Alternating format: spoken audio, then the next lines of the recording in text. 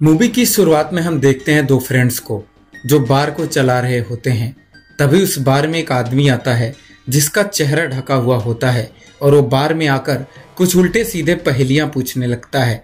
तभी उस लड़की का दोस्त आता है और उस लड़की को उस अनजान आदमी को जवाब देने से मना करता है। तब वो अनजान आदमी इन दोनों के सामने बंदूक की एक गोली रखता है और इन दोनों से बोलता है कि मुझे एक लकड़ी से बनी हुई बॉक्स की तलाश है।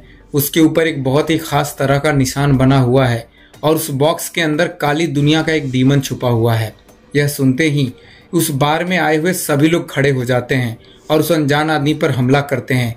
तब बारटेंडर लड़की वहां से काले जादू का बॉक्स लेकर भागने लगती है ताकि उस अनजान आदमी को ना मिल सके और लड़की का दोस्त वेयरवुल्फ बन जाता है सभी को प्रोटेक्ट करने के लिए। अनजान आदमी पीछा करके भाग रही लड़की को गोली मार देता है जिससे वो लड़की जख्मी होकर गिर जाती है और उसके हाथ से वो बॉक्स छूट जाता है। जैसे ही वो अनजान आदमी बॉक्स उठाने जाता है तब तक लड़की का दोस्त पीछे से आ जाता है, लेकिन ये अनजान आदमी उसको भी गोली मारकर घायल कर देता है और फिर उस बॉक्स की काली शक्ति को आजाद कर देता है जो एक भौरे जैसा दिखता है। दरअसल में वेयरवुल्फ दुनिया के इंसानों के बीच में रहकर सालों से काली शक्तियों से प्रोटेक्ट कर रहे होते हैं। दूसरी तरफ हमें दिखाया जाता है एक बिल्डिंग को जो पूरी तरह से ध्वस्त हो चुका है और उस बिल्डिंग के मलबे के बीच में एक बच्ची अपने डॉग के साथ फंसी हुई होती है। डॉग उस बच्ची को प्रोटेक्ट करने के लिए किसी को भी उसके पास नहीं आने दे रहा होता है। तभी वहाँ की पुलिस एक आदमी को बुलाती है जिसका नाम स्कॉट होता है और उसका खुद एनिमल शेल्टर भी होता है। स्कॉट बच्ची और डॉग के पास जाता है तो डॉग स्कॉट को देखकर बहुत तेज भौंकने लगता है। फिर स्कॉट वेयरवुल्फ के रूप लेकर डॉग को शांत कर देता है और फिर वहां से बच्ची और डॉग को बचाकर बाहर लाता है। अब हम आगे देखते हैं स्कॉट एक आदमी को अपने अकेलेपन के बारे में बता रहा होता है। तभी उसे एक लड़की दिखाई देती है जो उसकी गर्लफ्रेंड एलिसन जैसी दिखती है जो 15 साल पहले मर चुकी होती है। स्कॉट हैरान हो जाता है कि ये कैसे संभव हो सकता है और अपना एनिमल शेल्टर क्लोज करके वापस जा रहा होता है। तभी वो एलिसन के फादर पीछे से आग जाते हैं। अचानक से उन्हें देखकर स्कॉट डर जाता है। एलिसन के फादर स्कॉट को यही बात बोलते हैं कि उन्हें भी एलिसन दिखाई देती है, कहीं ऐसा तो नहीं कि एलिसन जिंदा है। स्कॉट कहता है जिंदा कैसे हो सकती है, 15 साल पहले उसने मेरे सामने ही अपना दम तोड़ा था, जिंदा होना इम्पॉसिबल है। तो एलिसन के फादर बताते हैं कि एलिसन उनके सपने में आती है और बार बार बार्डो बार्डो नाम पुकारती है और बार्डो का मतलब एक ऐसा स्टेज जो जिंदगी और मौत के बीच में फंसा हुआ होता है और एलिसन भी इसी तरह कहीं पर फंसी हुई है। लेकिन अगर उसे फिर से इस दुनिया में लाना है तो उन्हें जादू का इस्तेमाल करना होगा, पर जादू का इस्तेमाल करने से वहाँ सब घबरा रहे होते हैं।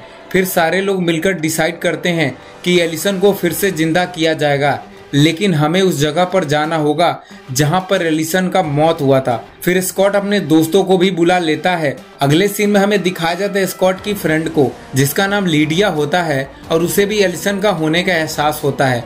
लीडिया के पास भी सुपर पावर होता है, जैसे वो बहुत तेज चीख सकती है और उसे जो भी कुछ दिखता है वो सब सच हो जाता है और उस इंसिडेंट का आंख बंद करके स्केच बना सकती है। फिर हम देखते हैं एक लड़का जो जीप को चुरा कर चला रहा होता है। फिर हमें एक जंगल दिखाया जाता है जहां पर आग लगी हुई होती है और पुलिस ऑफिसर उस आग को बुझाने की कोशिश कर रहे होते हैं। तभी उस लड़के का फादर डेरेक उस जंगल में आता है जो इन्वेस्टिगेशन ऑफिसर होता है, पर उनका लड़का बार बार जीप को चोरी करके ड्राइव करता है ताकि डेरेक इस बात से परेशान हो सके। पुलिस ऑफिसर उनसे आग लगाने की वजह के बारे में इन्वेस्टिगेशन करने के लिए बोलता है, पर डेरेक को मालूम होता है कि आग उनके बेटे ने ही लगाई हुई होती है। नेक्स्ट सीन में हमें दिखाया जाता है डेरेक को जो जीप को अपने ही हाथों से पंचर कर रहे होते हैं। दरअसल में डेरेक भी वेयरवुल्फ होता है। डेरेक परेशान होकर उसकी हरकतों के लिए डांटता है।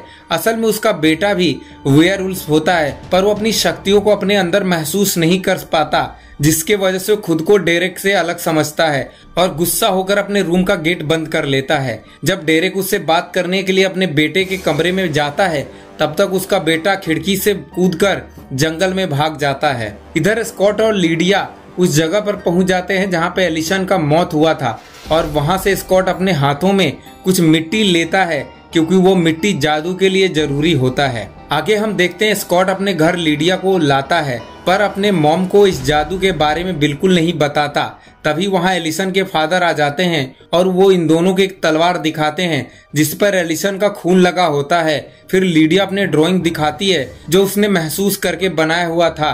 तभी एक और आदमी कमरे में आता है। फिर वो आदमी लीडिया के सारे ड्राइंग को एक जगह करता है जिससे कटे हुए पेड़ की तस्वीर बनाता है जिस पर बार्डो लिखा हुआ होता है। फिर लीडिया और स्कॉट जंगल के तरफ निकल जाते हैं। वहां पर इन लोगों की एक और दोस्त उनकी हेल्प के लिए आई हुई होती है। फिर लीडिया और स्कॉट जंगल की तरफ निकल जाते हैं। इन सब लोगों की एक ही चाहत होती है कि एलिसन को वापस लाया जा सके। जंगल में उस कटे हुए पेड़ को ढूंढते हुए स्कॉट को महसूस होता है कि उन लोगों का कोई पीछा कर रहा है। स्कॉट एक पेड़ के पीछे से डेरेक के बेटे को पकड़ लेता है। तभी लीडिया की दोस्त बताती है कि मैं इस लड़के को जानती हूँ, इसे जंगल का सारा रास्ता पता है, ये हमारी हेल्प करेगा पेड़ को ढूंढने में। फिर सारे लोग मिलकर उस पेड़ तक पहुंच जाते हैं। फिर डेरेक के बेटे को वहां से जाने को बोलते हैं इसलिए कि वो लोग इस लड़के को जादू में शामिल नहीं करना चाहते हैं। और जैसे ही जादू शुरू करते हैं तलवार उड़कर उस पेड़ के अंदर घुस जाता है और तभी बहुत ही तेज आंधी चलने लगती है। इन सबको लगता है कि सब कुछ खत्म हो गया।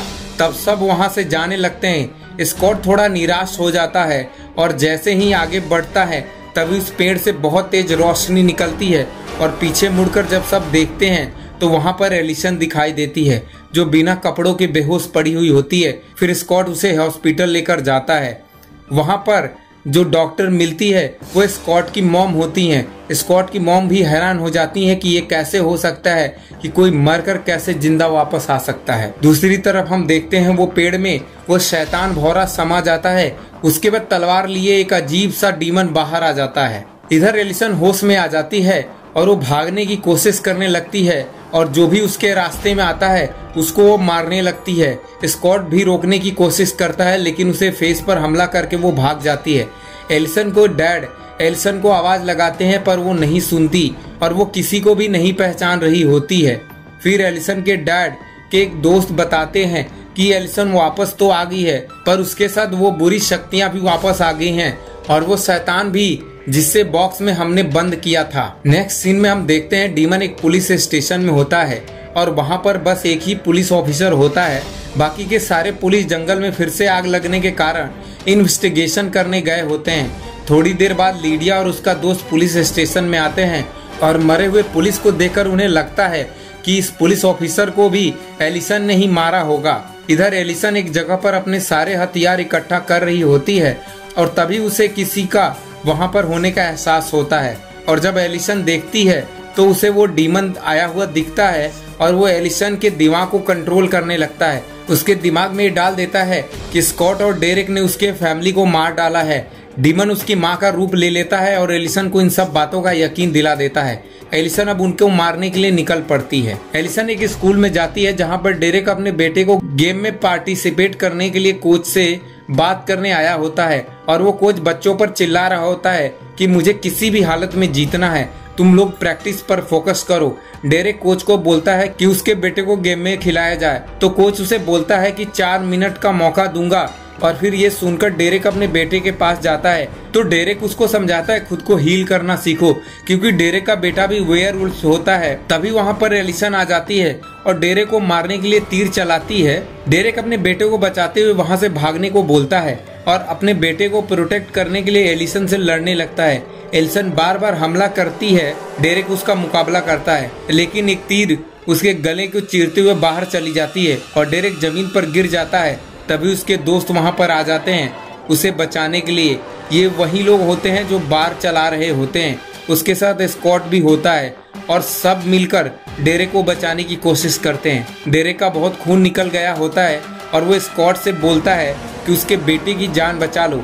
एलिसन उसके पीछे गई है। अब डीमन फिर से वापस आ गया है और वो पहले से बहुत ज्यादा ताकतवर हो गया है अपने फौजों के साथ, इसलिए हम सबको चौकन्ना रहना होगा। फिर स्कॉट घर ले जाता है डेरेक को ताकि उसकी मॉम डेरेक का ट्रीटमेंट कर सके। स्कॉट की मॉम बोलती है कि डेरेक का बहुत ज्यादा खून निकल गया है और ये खुद को हील नहीं कर पा रहा है तो इसके घाव को आग से जलाना होगा। यहाँ पे सब परेशान होते हैं कि अब डेरेक के बेटे के पीछे एलिसन गई है तो उसे बचाने के लिए कौन जाएगा। तभी वहाँ आए हुए लोगों में से एक आदमी बोलता है कि मैं जाऊंगा, तुम लोग लीडिया से संपर्क करो। और फिर स्कॉट अपने मॉम को प्रॉमिस करता है कि अगर एलिसन सच में जिंदा है तो उसे वापस जरूर लाऊंगा। अंदर कमरे में एक आदमी बोलता है कि ये सब उस डीमन का किया कराया है, हो सकता है एलिसन के रूप में किसी और को भेजा हुआ हो, क्योंकि एलिसन कभी भी किसी निर्दोष को नहीं मार सकती। तब एलिसन के डैड बोलते हैं कि अगर वो मेरी बेटी असल में एलिसन नहीं हुई तो मैं उसे खुद मारूंगा। नेक्स्ट सीन में हमें दिखाया जाता है जंगल में इन्वेस्टिगेशन चल रहा होता है, तभी वहां पर डीमन अपने फौज के साथ हमला कर देता है और सबको मारने लगता है। फिर वहां पर एक वेयरवुल्फ आ जाता है जो एक पुलिस ऑफिसर होता है और सबको बचाने की कोशिश करता है। और इधर एलिसन उस बच्चे के पीछे पड़ी हुई होती है, उसको मारने के लिए कार में आग भी लगा देती है। डेरेक का बेटा छुपकर बचने की कोशिश कर रहा होता है जिसमें उसे बहुत ही चोट लग गई होती है। तभी वहां स्कॉट आ जाता है, एलिसन को समझाता है और उस लड़के को एलिसन से बचाता है, लेकिन एलिसन को कोई फर्क नहीं पड़ रहा होता है, वो लगातार हमला कर रही होती है। स्कॉट उस लड़के को अपने आप से हील करने को बोलता है ताकि उसका घाव ठीक हो सके और फिर स्कॉट उस लड़के को लेकर जंगल में भाग जाता है, लेकिन एलिसन उसके पीछे अभी भी लगी हुई होती है। स्कॉट उस लड़के को वहां से भगा देता है। डेरेक के बेटे को रास्ते में पुलिस वाले मिल जाते हैं, उसे बचाकर सेफ जगह पर ले जाते हैं। इधर जंगल में स्कॉट बार बार एलिसन को समझाने की कोशिश कर रहा हो कि मैं तुम्हारा दुश्मन नहीं हूँ, मैं तुम्हारे फैमिली को नहीं मारा, पर एलिसन उसके एक भी नहीं सुनती और वो स्कॉट को जान से मारना चाहती है। दूसरी तरफ हम देखते हैं स्कॉट का दोस्त जो स्कॉट को बचाने के लिए आ रहा होता है, उस पर डीमन हमला कर देते हैं। उसके सारे दोस्त धीरे धीरे गायब होने लगते हैं, बस एक दोस्त बचता है डीमन के साथ लड़ाई में। स्कॉट तीर लगने की वजह से घायल हो जाता है और इन दोनों के लड़ते लड़ते सुबह हो जाती है, पर अब भी एलिसन हमला करने से नहीं रुकती। उसके ऊपर काला जादू का असर हुआ होता है। फिर स्कॉट खुद ही उसके हाथों से अपने अंदर चाकू घुसाता है और फिर कहता है, अब तो यकीन करो मैं तुम्हें नुकसान नहीं पहुंचा सकता, मैं तुमसे प्यार करता हूँ और तुम भी मुझसे प्यार करती थी, तुम किसी को भी उसके बिना गलती के नहीं मार सकती। स्कॉट अब मरने ही वाला होता है, लेकिन एलिसन की यादों में स्कॉट दिख जाता है। फिर एलिसन आग जलाकर स्कॉट को घाव को ठीक करती है। इधर एलिसन के डैड, स्कॉट की मॉम इनका पीछा करते उस जगह पर आ जाते हैं जहां पर एलिसन गई होती है स्कॉट को लेकर, और वहां पर एलिसन को डीमन बार बार कंट्रोल करने की कोशिश कर रहा होता है, पर एलिसन इस बार उसके बहकाव में बिल्कुल नहीं आती। एक तरफ लिडिया जंगल में आग लगने की वजह समझ जाती है और राख को हाथ में रख के बोलती है कि इस आग के राख से आत्माओं को कंट्रोल किया जा सकता है। आगे हम देखते हैं स्कूल मैच चल रहा होता है और लिडिया जब वहां पर जाती है तो देखती है वहां पे चारों तरफ राख घेरा हुआ होता है, और ये राख मामूली राख नहीं होता, ये राख दूसरी दुनिया से कनेक्ट करता है, जो एक इल्यूजन की तरह क्रिएट करता है। तभी वहां पर वो अनजान आदमी आता है जो ब्लैक बॉक्स से शैतान को रिलीज किया होता है। वो इंसान असल में इनके ही स्कूल का टीचर होता है, जिसको कभी डीमन ने मारने की कोशिश करी हुई थी, लेकिन टीचर बच गया होता है और उसकी वजह वो सभी वेयरवुल्व्स को समझता है। टीचर लिडिया के दोस्त को गोली मार देता है और लिडिया से बोलता है कि जोर से चिल्लाओ। तभी लिडिया को एक दूसरी दुनिया दिखता है और लिडिया वहां पर देखती है कि उसके सारे दोस्त वहीं पर फंसे हुए होते हैं और वो जो मैच चल रहा होता है वो भी एक इल्यूजन होता है और उसके सारे लोग डीमन के इस दुनिया में फंसे हुए होते हैं जो उनको कैद करके मार डालेगा। डीमन डेरेक के बेटे के पास जाकर बोलता है कि जब तक तुम वेयरवुल्व्स बनोगे तब तक मैं तुम्हें मार डालूंगा, और फिर डेरेक के बेटे को इल्यूजन से बाहर कर देता है। जहां पर मैच चल रहा होता है वहां पर उसे स्कॉट मिल जाता है। स्कॉट को मालूम होता है कि ये मैच जीतना उनके लिए जरूरी है, क्योंकि यहाँ पर जो भी चल रहा होता है उसका हकीकत से कोई वास्ता नहीं होता है, सबका सब एक भ्रम होता है। तो स्कॉट कोच से मैच खेलने की बात करता है और फिर खेलने चला जाता है ताकि दूसरी दुनिया में जा सके। इधर एलिसन अपने डैड से मिल जाती है, तभी वहां काला धुआं आता हुआ दिखता है जो इन सब को डीमन की दुनिया में ले जाता है, जहां पर उसके सारे दोस्त फंसे हुए होते हैं। स्कॉट को अगर सबकी जान बचानी है तो उसे खुद की जान गंवानी होगी, और स्कॉट ने अपनी जान नहीं दिया तो उसके सारे दोस्त को डीमन मार डालेगा। तब स्कॉट बोलता है एलिसन को कि तुम मुझे मार दो, मेरे मरने से बाकी सबकी जान बच जाएगी।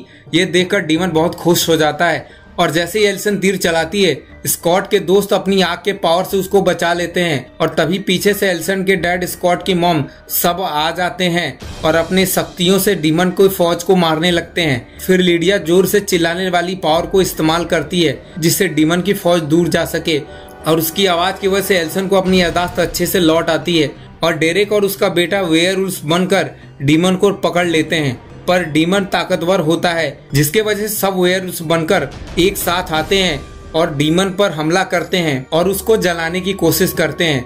उसे उसी खास जगह पर ले जाते हैं जहां पर वो कटा हुआ पेड़ होता है। वहीं पर डीमन को पकड़कर ले जाते हैं और जलाने की कोशिश करते हैं, लेकिन डीमन इतनी आसानी से नहीं जलने वाला था।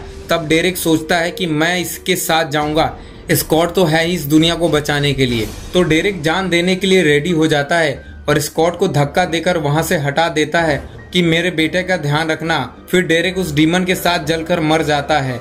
अगले सीन में हम देखते हैं डेरेक के घर सब बैठे हुए होते हैं। डेरेक को एक एक करके सब याद कर रहे होते हैं। स्कॉट अपने साथ डेरेक के बेटे को अपने घर लेकर चला आता है, जहां पर एलिसन और स्कॉट उस लड़के के साथ अपनी जिंदगी की नई शुरुआत करते हैं।